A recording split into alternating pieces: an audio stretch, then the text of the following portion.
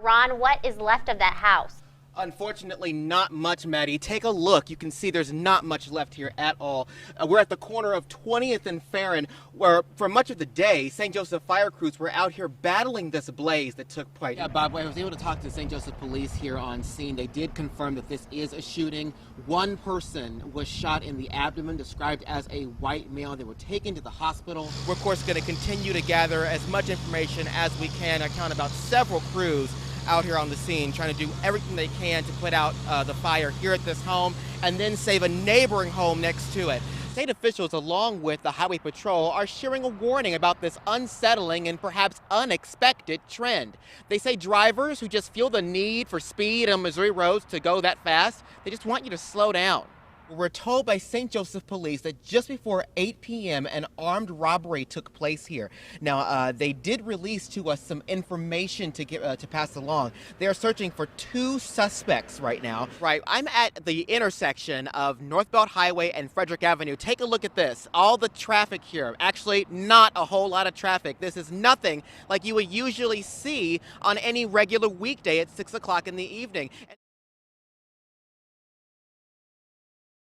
This alloy wheel rim took a big hit from a pothole. You can see the damage it left behind. And we're told repair estimates for this type of damage can get pretty pricey. From this angle, you can see the damage caused by this one tree alone. One side hit the house just after midnight, the owners told me. And just before we got here, the other side actually blocked the street. Because of Gary's video surveillance of this burglary, he feels it'll make a big difference when it comes to solving this crime. In this exercise, trainers are working to clean up a simulated spill in this restroom here. But the point of the exercise is to get them comfortable with working with personal protective equipment.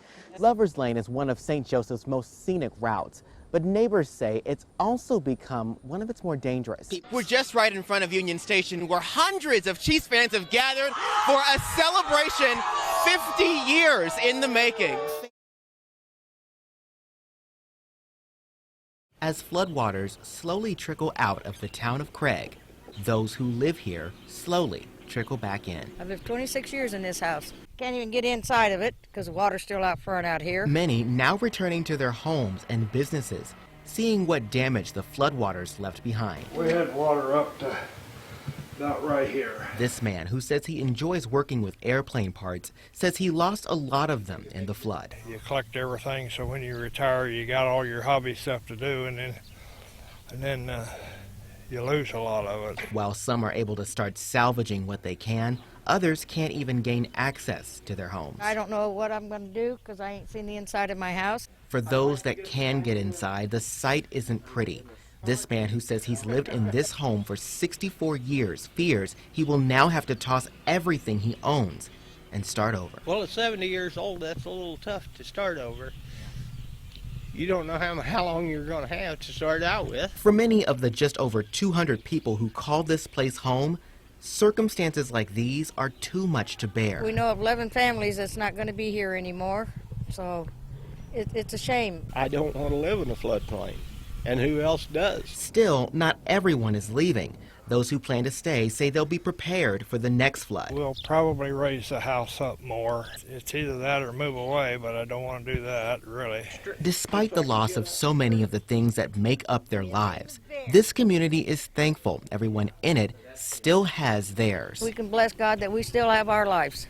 An ordinary drive turns dangerous in the blink of an eye. A driver along Route 116 just west of Plattsburgh captured this terrifying moment when another vehicle sideswipes both him and the car in front. You can see that car ends up off the road in a ditch.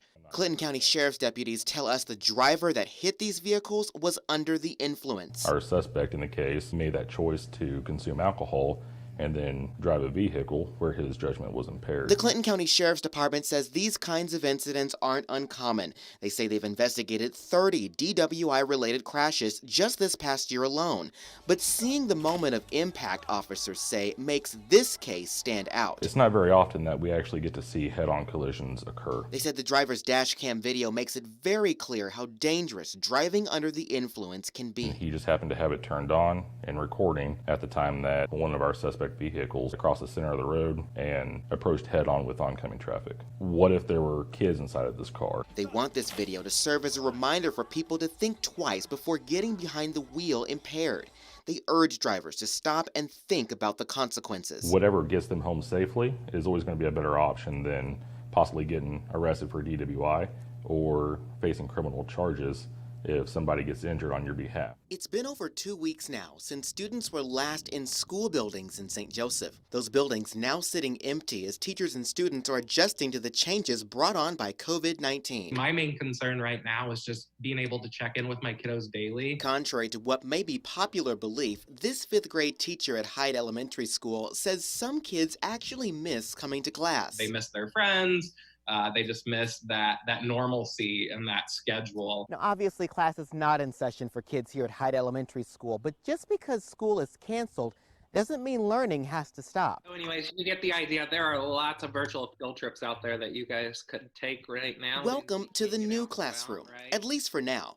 An online experience that teachers say keeps kids engaged without overloading them. We've most certainly just been working on review skills that have been put together by the district so that there is some consistency district-wide. I really like it. This student says she's adjusting pretty well to the changes. She said it's like she's never left the building. I feel like I'm still in school because I can still talk to my teachers and all my friends. For her mom, though, it's a bit of a different story, but she says they still manage. It is a big adjustment, but we're just making do with the best that we can. Despite the circumstances, teachers said they've embraced the opportunity of trying this new way of learning, partially because it's given them peace of mind. I know I need some normalcy in my life and that I would be worrying about them even more if I wasn't checking in with them daily.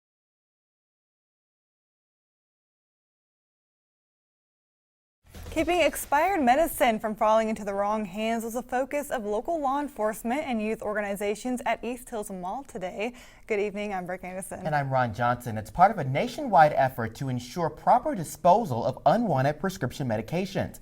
And with concerns over the opioid epidemic only growing, law enforcement say it's a task that requires a renewed focus. Thanks for joining us. I'm Brooke Anderson. And I'm Ron Johnson. Down on Illinois Street, the Stockyards Exchange building sits empty. However, some believe the historic building could be a key part of the renaissance of the south side of town.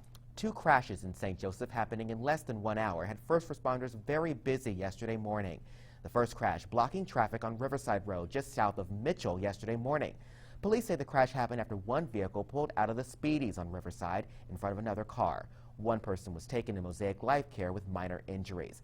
And then on Frederick, 3 cars were involved in this crash that blocked westbound traffic for some time yesterday morning. Police say it happened after one car was trying to change lanes and collided with the rear of another vehicle. This caused that vehicle to collide into another. 2 people sustained minor injuries, but only one went to the hospital.